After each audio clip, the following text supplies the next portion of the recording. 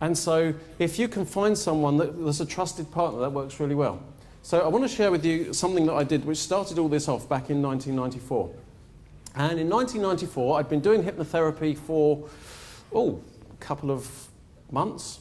And for some reason, the magazine that I did this with called me the leading hypnotherapist. I don't know why, but so I actually was looking in the newsagents and I saw this mother and baby booklet magazine. And on it, it had a cover mount. It was called a cover mount, which was a tape, and it was how to have a relaxing birth.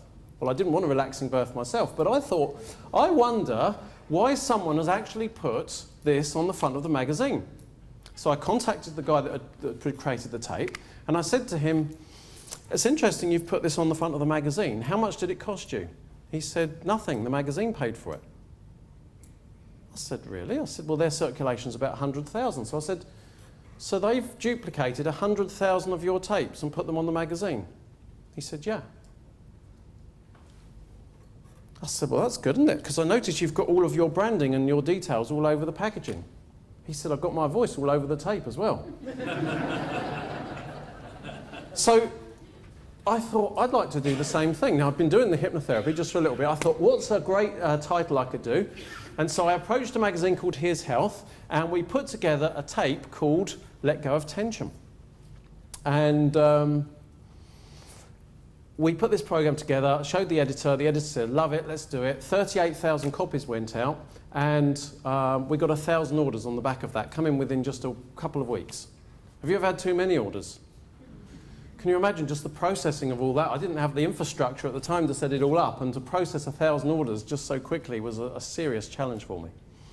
But one of the interesting things that happened, and I'll just tell you a funny story that happened when we were doing this. We thought that what they wanted was the hypnotherapy type relaxation on side one, and on side two we were going to put some music, and I had a composer friend who was going to do the music, and he had this like studio in his house. And one day he said, right, it's all done, and we sent it off to the Here's Health, and they said, how are you getting on with the exercises? And I said, exercises? She said, the exercises for the B-side. And we hadn't done any exercises, and we didn't know how to do any exercises, and she insisted on having exercises, and we were really up against it to get these done. I feel a bit embarrassed telling you this, but this is what we did. And 38,000 people listened to them and did them. We made up the exercises, and we went up for a picnic, my friend and I and our families now, and we were sitting there and we were going, okay, we could stretch our arms up and wiggle your fingers and just relax. And anyway, we made up these exercises. I'm not sure that there was any great therapeutic value to them, but we made them up. We recorded them and we sent them off to the editor of the magazine, and I got a phone call a couple of days later. She said, I need to talk to you about these exercises. I'm thinking, oh, God. I said, what's the problem? She said, we've been doing them in the office. And she said, you haven't left enough gap between each one.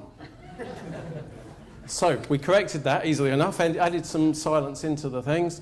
And she was very happy with them. 38,000 of them went out. And this just shows the power of the mind and people's beliefs.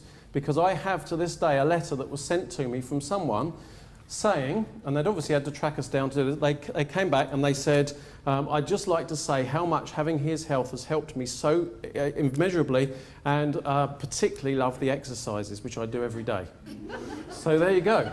Now, okay, I want to talk to you about online and offline marketing. So this is an offline strategy you can use, very simple to do. Find people that are actually going to the same customer base as you, and find a way to do a deal with them so that you can benefit from each other. And it's creating win-win outcomes. But what I want to do now is to share with you something that I think kind of bridges the gap between offline and online marketing. And it's these.